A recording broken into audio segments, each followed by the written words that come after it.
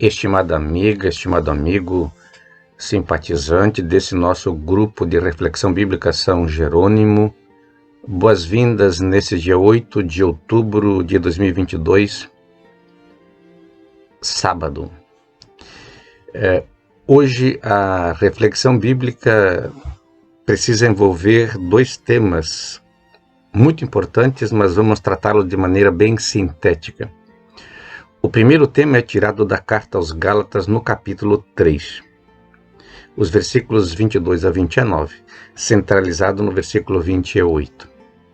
E o segundo tema é tirado do Evangelho de Lucas, onde em apenas 2 versículos temos duas bem-aventuranças.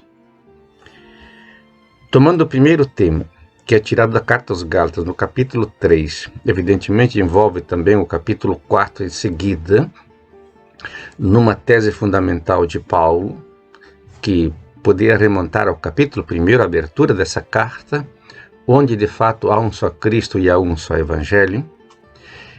Então a frase máxima em tese dessa teologia de Paulo está no versículo 28 desse capítulo 3. Em Jesus Cristo caem todas as barreiras. São destruídos todos os muros. Não há mais diferença entre judeu e grego, escravo e livre, homem e mulher. Poderíamos reportar a carta aos Colossenses, capítulo 3, versículo 11, onde ainda ali se anexam bárbaros e citas. Ou seja, em Jesus Cristo não podem existir muros. E não é de graça a teologia do Papa Francisco. Precisamos construir pontes, relações, aproximações, conexões e não barreiras entre culturas, povos ou religiões. Fundamental essa tese de Paulo, muito bem aproveitada hermeneuticamente na teologia do Papa Francisco. E observem que nessa carta aos Gálatas, que tem um tom jurídico, Paulo faz certa contraposição, não antitética, mas dialética entre Abraão e Moisés. Em Abraão veio a fé, portanto ele é o arquétipo da fé que ele aproveita depois na carta aos Romanos no capítulo 4. E em Moisés vem a lei, e parece que a lei não aproxima muito as pessoas, porque ela tem um tom, ainda que pedagógico, de mostrar os erros. A lei precisa ser relativizada em função da fé. E é nesse contexto que Paulo trabalha a imaturidade e a maturidade. Quem se apega à lei, se apega a coisas mais ou menos proibitivas, mas quem se apega à fé se projeta para o futuro, seja para a construção positiva da vida.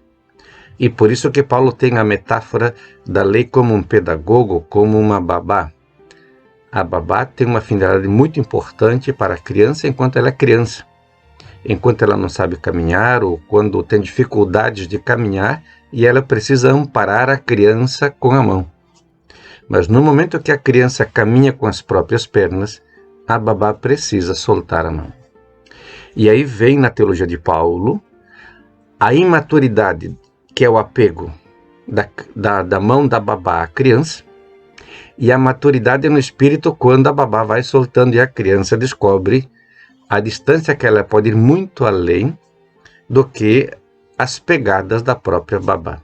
Isso é muito importante, essa tensão dialética entre a fé e a lei, ou seja, o espírito e a carne. A segunda ideia muito importante do Evangelho de Lucas, no capítulo 11, versículos 27 a 28, quando Jesus está falando à multidão e uma mulher do meio da multidão, o que não era muito comum, mas Lucas nos mostra muito mais um ambiente helenístico do que um ambiente judaico, a mulher levanta e proclama as bem-aventuranças da mãe de Jesus. Bem-aventurados os seios que te amamentaram. É evidente que a mulher pensa no contexto da mãe, o orgulho da mãe, a nobreza da mãe ver seu filho executando coisas maravilhosas. Nós sabemos, os pais vivem em tese do orgulho dos seus filhos, quando seus filhos se projetam e quando vão além deles. Então essa bem-aventurança da mulher é maravilhosa, é fantástica, quando ela, como mulher, sabe o quanto custa um filho. E sabe que o filho é o fruto do seu ventre para o bem da humanidade, para o bem dos outros. Então, é de fato como o fruto de uma árvore que serve para engrandecer e enobrecer a própria árvore. A segunda bem-aventurança é a resposta de Jesus.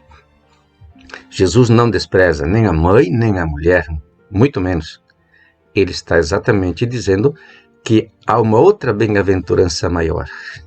Bem-aventurados aqueles que ouvem a palavra e a colocam em prática.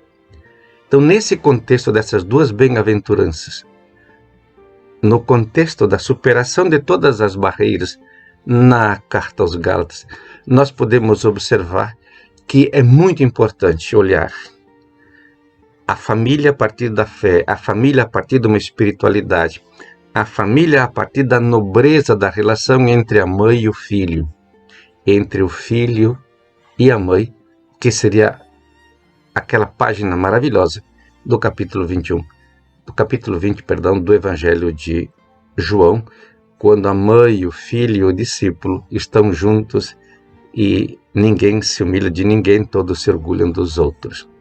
Então, que essa nobreza da mãe, que essa grandeza da fé, que essa maravilha da derrubada dos muros da hipocrisia, da mediocridade, da pobreza, da vingança, do ódio, que todos esses muros possam cair.